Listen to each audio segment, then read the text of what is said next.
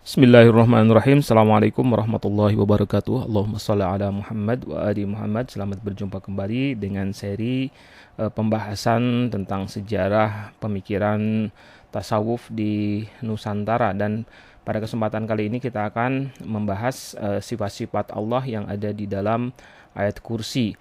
Dan pembahasan mengenai sifat-sifat Allah ini merupakan kelanjutan dari apa yang sudah dibahas pada sesi ajaran 20 sifat Allah. Jadi di Nusantara pembahasan mengenai sifat Allah itu tidak hanya bisa kita temukan pada ajaran 20 sifat Allah, melainkan juga di hal-hal yang lainnya, termasuk di antaranya yang cukup terkenal adalah pembahasan mengenai sifat Allah yang ada di dalam ayat kursi. Ayat kursi ini sendiri adalah sebuah ayat di dalam surah Al-Baqarah, dalam Al-Qur'an. Di sana ada 50 kata dan kemudian ada 12 nama dan sifat dari Allah. Yang menjadi keyword yang tercantum di dalam ayat ini, sifat-sifatnya adalah yang pertama adalah Allah, yang kedua adalah sifat maha hidup, maha pengatur, kemudian selalu terjaga, pemilik alam raya, pemberi syafaat, maha tahu, maha berkehendak, maha luas, maha kuat, maha tinggi, dan maha agung. Kita lihat satu persatu. Sebelum masuk ke pembahasan mengenai sifat-sifat Allah itu, perlu diketahui bahwa seluruh sifat Allah dalam ayat kursi itu mengandung ma'rifat tauhid. Ayat kursi ini diawali dengan sebuah kalimat yang merupakan konsep paling fundamental dari ajaran Islam, yaitu ajaran tauhid, yaitu pernyataan bahwa tidak ada Tuhan selain Allah. Allahu la ilaha illa huwa. Allah tiada Tuhan selain Dia. Nah, pembahasan sifat-sifat Allah yang kemudian ada di ayat kursi itu muncul setelah kalimat tauhid ini. Dan sifat-sifat Allah setelah kalimat tauhid tersebut memberikan penjelasan atas sifat-sifat tauhid tersebut. Artinya ketika dikatakan di dalam ayat kursi Allahu la ilaha illa huwa, Allah tiada Tuhan selain Dia. Nah, ini penegasian tentang adanya Tuhan selain Allah itu menjadi lebih jelas ketika kita melihat sifat-sifat Allah yang dicantumkan setelah kalimat tauhid tersebut. Nah, sekarang kita lihat satu persatu. Yang pertama adalah Allah itu sendiri. Allah adalah kata yang dikhususkan untuk zat maha pencipta. Beragam sifat Allah yang lain seperti Rahman, Rahim, Karim, Khalik itu bisa dipakai untuk sesuatu selain Allah. Seperti nama manusia, ya, kita dengan sangat mudah menemukan ada manusia bernama Rahim, bernama Karim, bernama Khalik bahkan gitu. Akan tetapi itu adalah sifat-sifat Allah, ya, nama-nama Allah, gitu.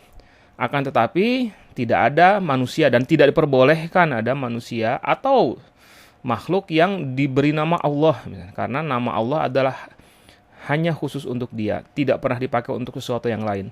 Karena kekhususannya itulah maka Allah memiliki derajat spiritual yang paling tinggi, nama Allah itu, dibandingkan dengan nama-nama yang lain. Nama Allah itu disebut juga sebagai Al-Ismul A'zam atau nama teragung dengan alasan tersebut. Sifat kedua adalah Al-Hayyu. Kata Al-Hayyu adalah kata sifat. Kata Hayyun memiliki makna hidup dan memiliki sighah mubalaghah, bersifat amat sangat dan maha. Kata ini memiliki makna terus menerus, ya, disebut sangat maha itu artinya adalah bahwa Al-Hayyu itu mengandung makna maha hidup atau hidup yang tanpa kematian. Dan ini juga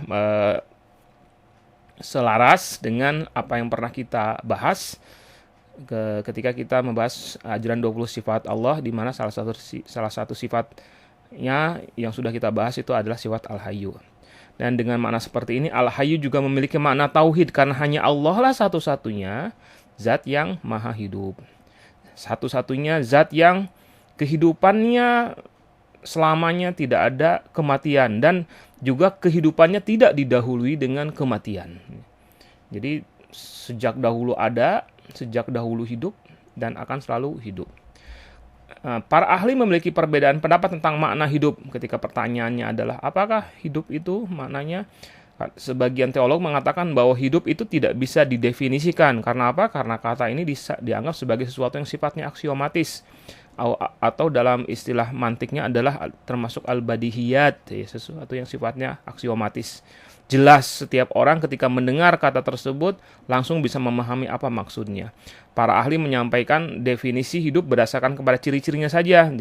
Jadi itu tidak perlu awalnya sih yang namanya hidup itu dikarenakan memiliki konsep yang badihiyat.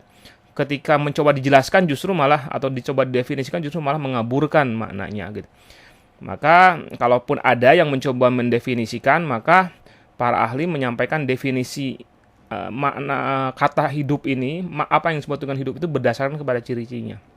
Dan mereka mengatakan bahwa sesuatu itu dipastikan hidup ketika memiliki minimalnya dua sifat ini. Yang pertama adalah mengetahui, dan yang kedua adalah mampu. Dengan demikian ketika Allah disebut sebagai Al-Hayy, maka dia pastilah mengetahui dan mampu. Karena hayyun itu bermakna hidup yang terus-menerus, artinya kedua sifat ini, yaitu mengetahui dan mampu, juga berlangsung secara terus-menerus.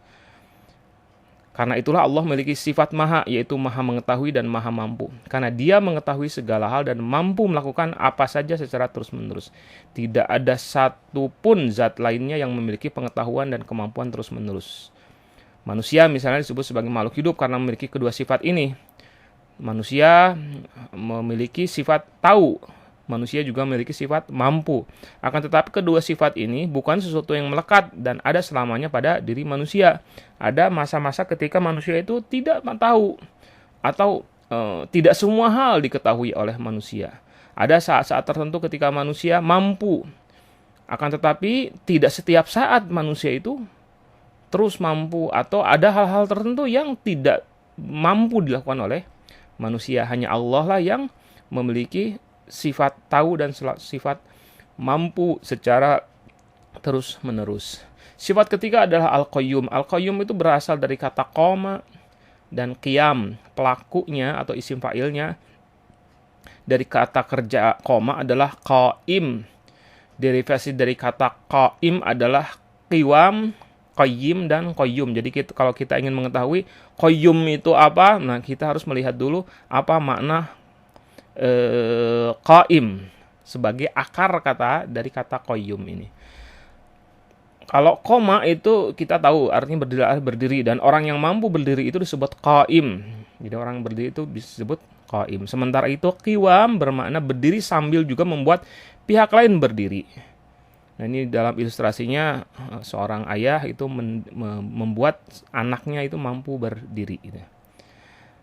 Nah, tentu saja qiwam meniscayakan bahwa dia sendiri pun adalah seorang qaim, karena tidak mungkin ada orang yang mampu membuat pihak lain berdiri sementara dia sendiri tidak mampu berdiri. Kemudian berikutnya, setelah kita mengetahui makna qiwam, kata berikutnya yang muncul dari kata qaim itu adalah qayyim. Memiliki tingkatan yang lebih dari qiwam. Jika qiwam hanya berdiri dan mampu membuat pihak lain berdiri, maka qayyim artinya adalah sifat qiwam yang terkait dengan memberikan fasilitas kepada orang yang dibantunya itu agar ia mampu berdiri. Misalnya di sini seorang yang bisa berdiri sendiri, ada orang yang hanya bisa berdiri bila ia punya tongkat, misalnya dia punya masalah dengan kakinya. Nah, maka seorang qayyim itu bukan hanya memegangi tangan orang itu agar berdiri sesaat saja, akan tapi seseorang itu disebut qayyim kalau mampu memberikan tongkat, kruk ya, yang bisa dipakai oleh orang yang memiliki masalah dengan kakinya itu. Nah, kemudian berikutnya lagi adalah kata qayyum yang merupakan tingkatan tertinggi. Qayyum ini artinya adalah mampu berdiri ya. Qaim dia mampu pula membuat pihak lain berdiri. Qiwam mampu memberikan fasilitas kepada orang yang dibantunya itu qayyim, serta memiliki kekuasaan mutlak atas sesuatu yang dibantunya itu. Pengertian inilah yang membuat al-qayyum bermakna maha memelihara. Sifat keempat yaitu selalu terjaga. Pada lanjutan kalimat berikutnya muncul kata sinah, mengantuk, dan naum, tidur, yang menunjukkan bahwa Allah tidak pernah mengantuk dan juga tidak pernah tidur. La ta'khudhuhu sinatu wa la naum.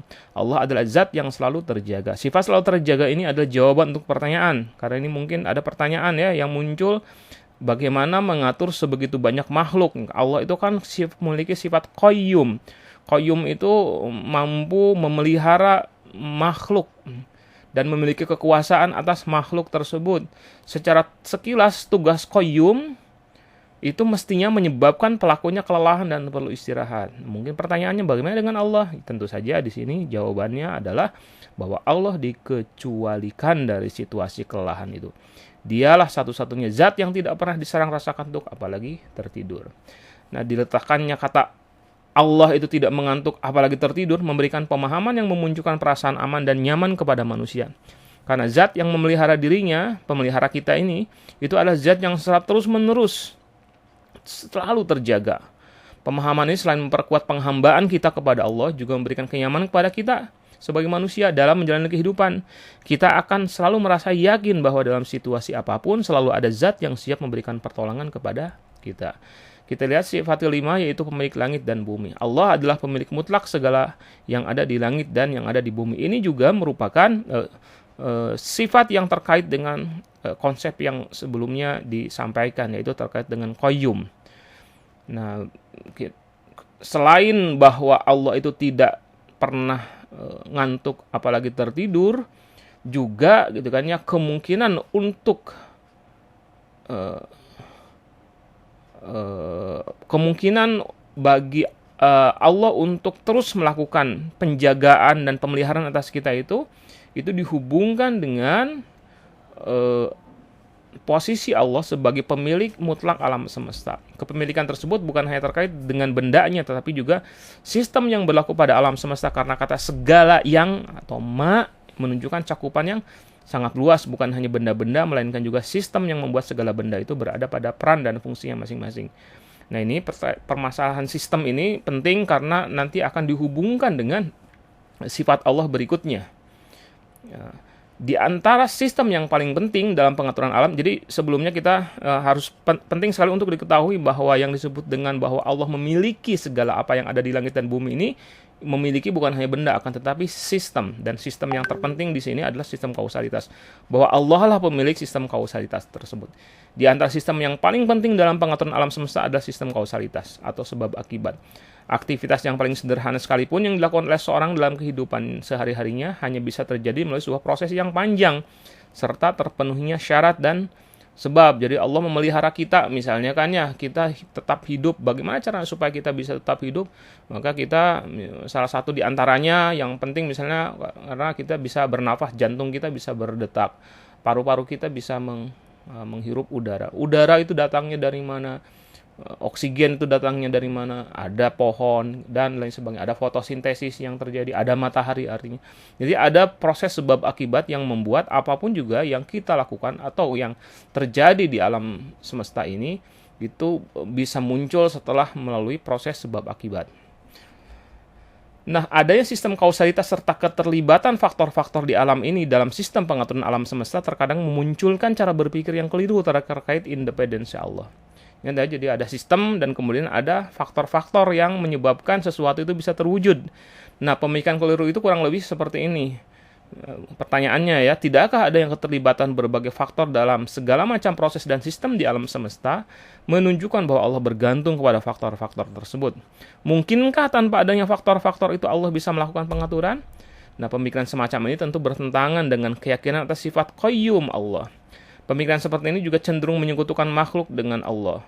Untuk itulah kalimat selanjutnya pada ayat ini berbunyi, tidak ada yang bisa memberikan syafaat di sisi Allah kecuali dengan izinnya. Man dzalladzi yashfa'u indahu illa bi'idznihi. Kenapa disebut syafaat? Nah, disinilah harus mengetahui bahwa syafaat itu pada dasarnya adalah akar kata makna dari syafaat itu artinya adalah genap ya. Syafa' itu artinya genap, sementara kalau ganjil itu artinya witr. Genap itu artinya adalah melengkapi. Jadi sesuatu yang kurang, yang ganjil, yang tidak pas, yang kurang itu digenapkan. Dan proses menggenapkan itu disebut syafaat.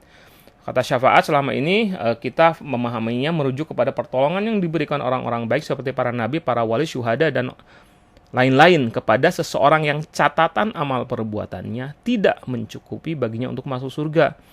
Pertolongan yang diberikan ini disebut sebagai pemberian syafaat ya. Rasulullah misalnya kan yang memberikan syafaat kepada kita karena amal-amalan kita banyak bolong-bolongnya, banyak kurang-kurangnya. Dan di sini syafaat artinya menutupi kekurangan amal perbuatan. Syafaat semacam ini disebut sebagai syafaat tasyri'i. Akan tetapi syafaat bisa juga bermakna pertolongan yang diberikan di dunia. Disebut syafaat takwini. Syafaat ini berlaku misalnya pada peristiwa seorang dokter yang memberikan kesembuhan kepada pasiennya yang sakit, atau seorang guru yang memberikan ilmu kepada murid-muridnya. Nah, baik syafaat tasyri'i maupun syafaat takwini hanya mungkin terjadi setelah ada izin dari Allah. Menarik bahwa di dalam ayat Al-Quran yang lain, syafaat ini dihubungkan dengan takwini, ya, bukan tasyri'i. Surah Yunus ayat 3, A'udzubillahi minasyaitonirrajim. Inna rabbakumullahu alladzi khalaqas samawati wal arda fi sittati ayyam tsumma istawa 'alal arsy yudabbirul amr ma min syafin illa min ba'di idznih. Sesungguhnya Tuhan kamu ialah Allah yang menciptakan langit dan bumi dalam 6 masa, kemudian Allah bersemayam di atas arasy untuk mengatur segala urusan. Tidak ada yang dapat memberi syafaat kecuali setelah ada izinnya. Perhatikan bahwa kata-kata syafaat di sini muncul setelah disampaikan pembahasan mengenai pengaturan atas alam semesta. Sifat ketujuh adalah maha tahu. Kalimat berikutnya dari ayat kursi ini berbicara mengenai posisi ilmu dan informasi sebagai faktor penting dalam sistem pengaturan alam. Sejak lama manusia sudah menyadari bahwa data dan informasi menjadi titik kekuatan seseorang. Dalam teks-teks agama samawi dijelaskan mengenai pengetahuan dan informasi yang dimiliki para nabi sebagai salah satu mukjizat mereka. Ini adalah gambar ilustrasi tentang Raja Mesir yang bermimpi tentang sesuatu, ya, dan kemudian yang mampu mengetahui tafsir dari mimpi itu hanyalah Nabi Yusuf. Dan dengan cara semacam itulah Nabi Yusuf dianggap sebagai seorang yang memiliki mukjizat, ya, yang membuat orang lain lemah karena tidak tahu apa yang akan terjadi di masa depan, sementara Nabi Yusuf tahu bahwa apa yang akan terjadi pada masyarakat Mesir. Jadi pengetahuan itu adalah sebuah kekuatan tersendiri, sebuah satu hal yang sangat penting dalam sistem pengaturan di alam semesta. Pada kalimat berikutnya, kursi tak ada yang mengetahui ilmunya, ya. Berikutnya dari ayat kursi adalah tak ada yang mengetahui ilmunya. Wala yuhaituna bi syai'in min ilmi. Menunjukkan pengetahuan Allah dihubungkan dengan pengetahuan manusia itu bersifat searah atau monolog. Allah memiliki pengetahuan atas seluruh makhluknya. Allah mengetahui segala rahasia yang ada di alam semesta, apa yang sekarang, yang ada, yang pernah ada, dan akan ada. Sebaliknya makhluk-makhluknya termasuk manusia, kita ini tidak memiliki pengetahuan atas Allah dan juga tidak memiliki pengetahuan atas hal-hal yang diketahui oleh Allah. Sifat ke-8 adalah maha berkehendak.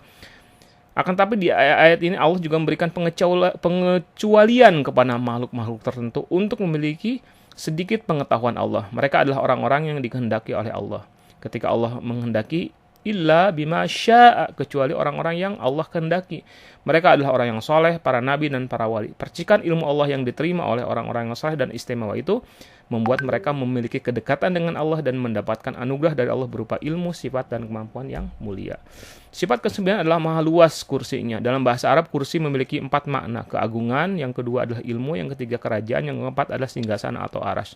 Semua makna itu benar dan bisa selaras dengan makna yang ingin dibangun oleh ayat kursi ini. Akan tetapi dihubungkan dengan kalimat sebelumnya, sebagian mufassir cenderung mengaitkan makna kursi dengan ilmu, yaitu bahwa ilmu Allah itu sangat luas, lebih luas daripada alam raya ini. Sifat ke-10 adalah maha mampu. Kata aud yang merupakan akar kata yauduhu memiliki makna kelelahan dan kepayahan yang menunjukkan situasi yang serba sulit dan terbatas. Sementara itu Allah adalah zat yang maha luas. Ilmu Allah sangat luas dan seluruh sifat Allah itu luas. Karenanya seberapapun berat dan banyaknya beban yang ada, hal itu tidak akan membuat Allah kelelahan dan kepayahan. Penjagaan atas langit dan bumi tak akan pernah membuat Allah kepayahan. Sifat ke-11 adalah maha tinggi. Sebuah pekerjaan juga menjadi berat dan sulit untuk dilaksanakan ketika ada potensi gangguan dari luar. Meskipun fasilitas yang diperlukan tersedia. Tapi kalau misalnya ada gangguan, ya pada akhirnya hal tersebut akan sulit untuk bisa diwujudkan. Nah, keberadaan dan kelengkapan fasilitas belum menjadi jaminan bahwa sebuah pekerjaan akan menjadi ringan. Jika ada gangguan dari pihak luar, meskipun ada fasilitas lengkap, pekerjaan itu bisa saja menjadi berat. Karena itu keluasan yang diartikan sebagai banyaknya fasilitas yang dimiliki Allah itu disertai dengan sifat ketinggian Al-Ali yang tidak bisa dicapai oleh siapapun. Sementara sifat yang terakhir Yang dibahas di ayat kursi ini adalah sifat Maha Agung Al-Azim. Allah bukan hanya Maha Tinggi sehingga tak mungkin bisa disamai oleh makhluk, dia juga Maha Agung, yang bermakna yang disebut dengan azim itu adalah ketinggian ilmu dan kuasanya itu tak bisa diketahui batasnya. Makhluk ini jangankan menyamai, memberikan gangguan terhadap apa yang pekerjaan-pekerjaan Allah. Jangankan menyamai, memberikan gangguan, bahkan manusia tidak mengetahui batas ilmu dan kuasa Allah saja manusia itu tidak mampu. Itu yang dimaksud dengan makna azim. Nah, itulah yang bisa saya sampaikan. Assalamualaikum warahmatullahi wabarakatuh.